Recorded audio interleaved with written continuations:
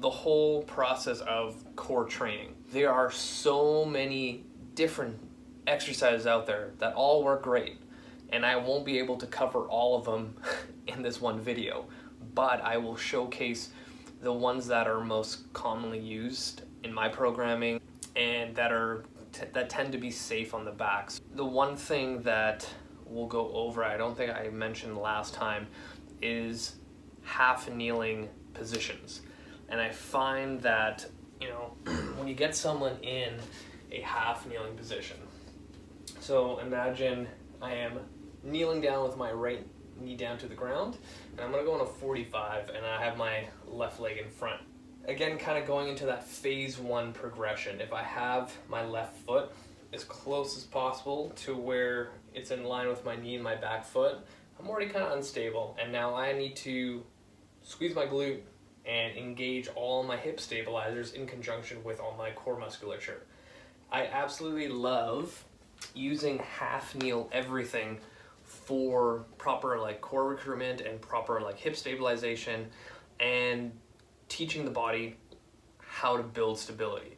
And if you remember in my previous episodes, I always mention and refer to stability as safety, we're creating safety around our entire body. So that being said, if I can constantly recreate that focus of I'm constantly going to feed you the ability to continue to stabilize you, continually build stability.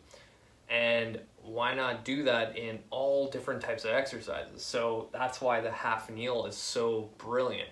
And it kind of covers that area of teaching the low back how to be stable and strong. Because anytime low back pain kind of pops up in my clinic, it's usually to do with poor hip mobility and poor hip stabilization. And if I can cover those two things, then that's going to help this individual who has low back pain or has had flare-ups in the past. So that's where kind of the half kneeling position works really well. I find a lot of traditional core exercises don't have that ability to do that. So that's why the half kneel is my reoccurring exercise over and over and over and over again. So going back to the half kneel, if I was kind of in my phase one progression, I'm literally going to line up my left heel with my right knee and my right ankle, and now glute has to engage hip stabilizers in conjunction with my core, and now I'm stabilizing. And sometimes I'll just do this kind of like a plank where hit the timer, 30 seconds per side. From this half kneel position, you can do so many things.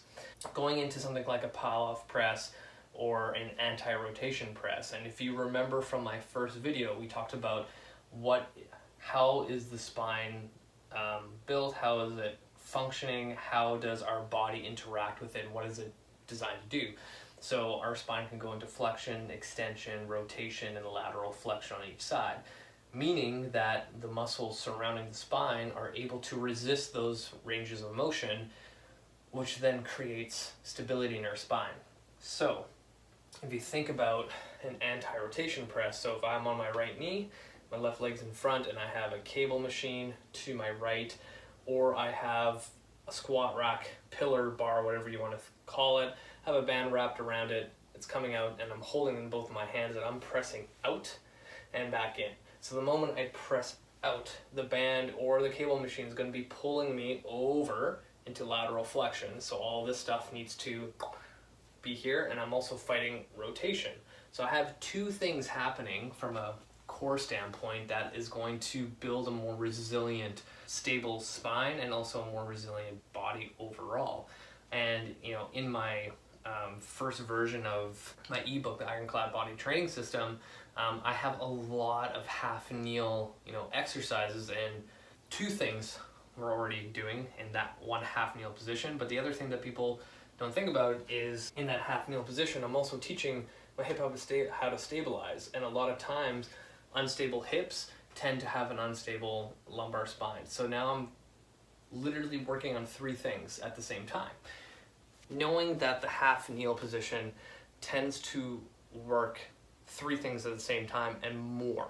When I do the half kneel position, I always tell people you're trying to find a spot where you're not completely in line, because eventually you're just going to fall over all the time.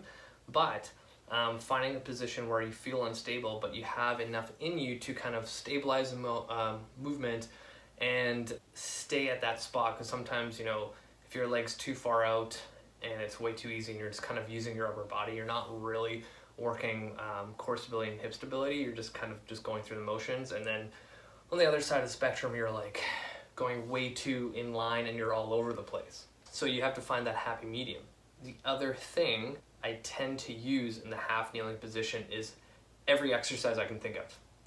So that being said, if we know that that half kneel position is doing wonders for hip stabilizers, glute function, and core stability, why not do a landmine press or a cable press or a half kneel row, single arm or double arm, face pulls, cable chops, cable lifts and chops from like the FMS, overhead press if I'm allowed, kettlebell halos, like any exercise that you can do standing, you can easily throw that into a half kneel stance. Now I have more opportunities to kind of to solidify that message to my body that, hey, you need to turn this, and on to make sure everything's stable.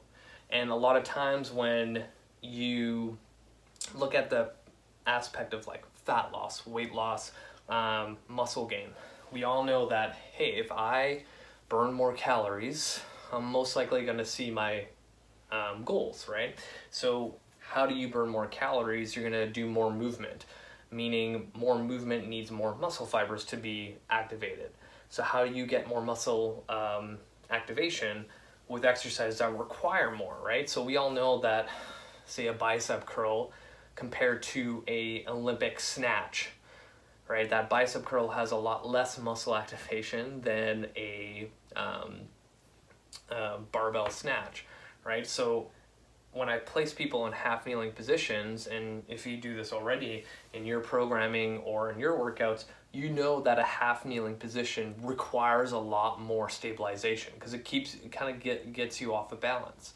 So now if we throw in, I'm doing a single arm overhead kettlebell press, then that requires a lot more muscle activation than if I was just standing or sitting on a bench doing a press, right? So now I'm working on building a good foundation, creating stability, creating a more functional core, protecting my low back, protecting my entire spine, learning how to fight rotation, how to fight lateral flexion, and also with more muscle recruitment, burn more calories, have a better just overall training experience, because now in a half kneel position, the thing that I didn't even talk about is it's really hard to cheat in that position.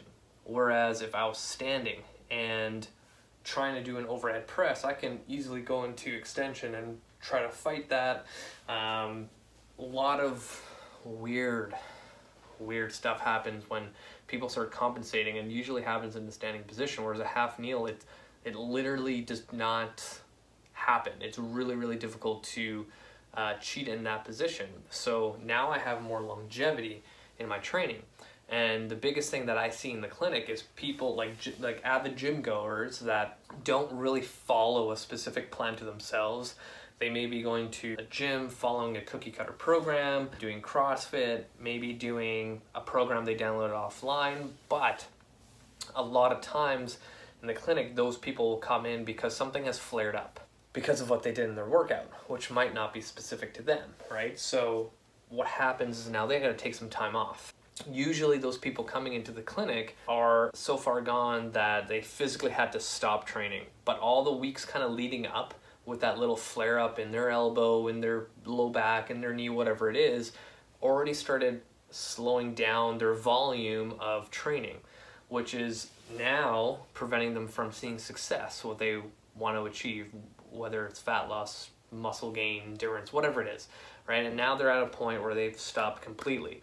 And then getting under a treatment plan might be another 2 weeks of no activity, some activity, and eventually reintroducing them to that environment of their training, and still following some restrictions, some modifications, and they're still not at that volume that it used to be. So now that, little piece of your training year, that macro cycle of your programming, say it was 6 weeks in total, where you could have been pain-free and still pushing yourself in the gym like you want to, right? That's another thing, is like you'll see those like motivational videos of like The Rock working out and you're like, oh shit, like I need to start training like him, like a fucking badass. But the stuff you don't see on social media is like his recovery strategies in order to do that, right? Nobody talks about recovery because it's not that exciting, but that's kind of the missing link. Like, are you actually doing stuff to recover from the stuff that you're doing in the gym? Like,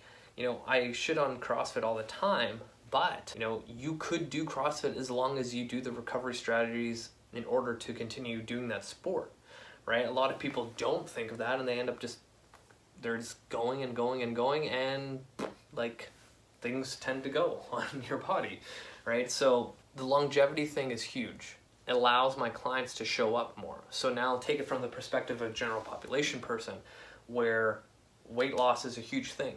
If I can continue to have people showing up every single week, their chances of success is a lot higher.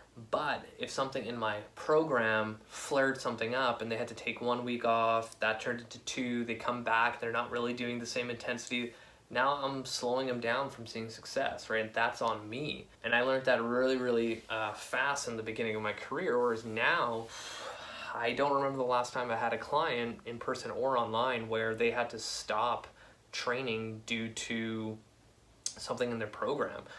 Really comes down to your overall goal, and this is how I look at training. It goes into so many aspects, right? We're literally talking about low back pain and why you need to stop doing crunches, and here's some other exercises. But those exercises have more layers to them in the sense that now I can showcase that if you do this exercise, it has all these other benefits that go into all these different categories into your overall goal of what you want to achieve this year. That's how I kind of look at exercise. Like, am I choosing exercises that are going to influence other facets of my training and also other categories of success in life, right? That's why I don't think, honestly, crunches is one of those things that are gonna give you the results you're looking for. And if you look at my entire core training, I follow what our spine is designed to do, and the categories of dead bug, bird dog, planks, carries, and cable stuff for being in half kneel. So if I were to take those 5 categories and now progress it to the kind of the next level, what I'm looking for is now, let's say, the dead bug. And you've seen so many videos that I posted online of so many different dead bug variations. The biggest thing that people need to understand with dead bug is keeping tension, right? So when I coach people core exercises, teaching them tension is another way to define stability, and I've made an entire episode about what stability is. I brought that up last time, is a lot of people think of turning on their core as like, I'm gonna brace and don't let anyone hit me, right? It needs to be more dynamic than that. So for example, in a dead bug, when we're here, it's nice, loose, and goosey, but as I'm extending, I'm creating more tension, holding it for a second, and then coming in to relax. So a lot of times when I teach tension, it's like when you extend that leg, I want you to drive your heel to that opposite wall, and then with your opposite hand create a fist to create as much tension, and then relax coming in. Because a lot of those times where you need to learn how to create tension and relax pops up in other exercises that you need to do. So think of a deadlift. You need to create a lot of tension as you're driving up, and then you kind of relax that tension on the way down on a smaller scale. So a lot of times my core training ends up again in other exercises. So progress the dead bug in any of the videos I've ever posted, and you know, if you're new to my channel, like and subscribe, but just go into my core section or just search up like dead bug. I have so many variations, and they all evolve with tension. So same thing with the bird dog.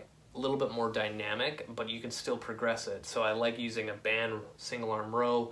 I like using a cable single arm row. I will do a dumbbell row off a bench, a dumbbell row on a bench with the one leg extended the whole time, or with the leg moving as the arm goes. You can do the high tension bird dog that I've posted a long time ago, and every time I do it in my kid stretch class, it literally just kills people.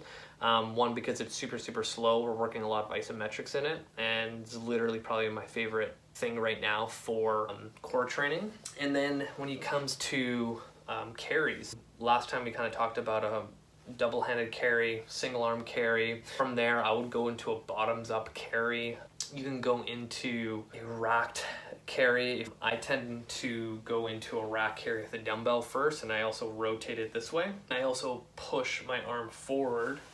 So if I was sideways, a lot of times people have it racked pretty close, but I like to rotate it in. So if I had two dumbbells, for example, one, I can squeeze them together, and then also I push them out a little bit, so now I get a little bit more anterior core. So it's kind of like the goblet squat position. It tends to help a lot when it comes to activating that core.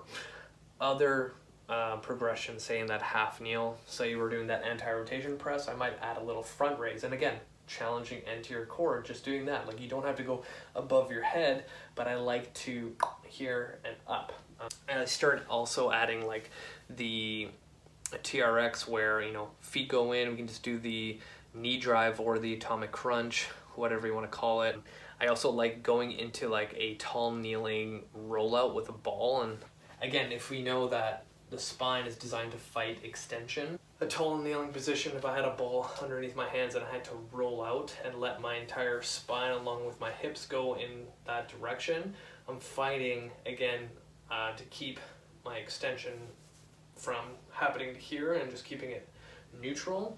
That works really well. Again, a progression from a front plank can either just be a push-up position, like get someone in a push-up position perfectly lined up. They're gonna have a tough time fighting that. Sometimes it comes down to, you know, just getting creative. Like, there's so many front plank variations, but this is an easy way to remember how to see if you're ready for like a front plank variation. So you know, like if I had someone in a front plank position, or they're trying to do like reach outs or something, the biggest thing to know is the moment that the hips get unlevel, you're not ready for it. I see a lot of shitty front planks with the hips super high, and they're also rocking, and like, you're not getting the benefit of the exercise. If anything, you're doing more harm than good on that lumbar spine. So a lot of times it comes down to doing the foundations again. And, you know, when I get people progressing through core stuff, very simple, but it's difficult. And when you kind of keep to that, I gotta find a dead bug, I need to find a plank, I need to find a bird dog, I need to find a half kneeling something, and I need to do some sort of a carry. That's all you really need. I always tell new coaches, like, exercise selection and how those exercises influence the body are going to be your saving grace for programming and making people successful. And that's what I'm always looking for. Like, that's how I kind of look at training programs when it comes to implementing core. I don't ever put together an entire core workout. We're working on your core in every single workout, so there's no sense of creating an entire day dedicated to it, kind of like the traditional bodybuilding if you have like an abs day. But I think that's going to be it for today. I've given a lot of information of how I progress my core exercises, like kind of the train of thought of functional core to keep your low back safe, and kind of just elaborated a little bit more on that previous episode. So hopefully that was helpful. I am going to leave it at that. If you have any questions, feel free to reach out. Thank you so much for your time and patience with me this past year. Thank you. You guys are awesome. Hit the show notes if you are listening, if you want to watch the video. Today was more talking. I did demo a little bit. And also hit the show notes, add me on Facebook and Instagram. I post a lot of video stuff and picture stuff. And that's it. Until next time, you guys.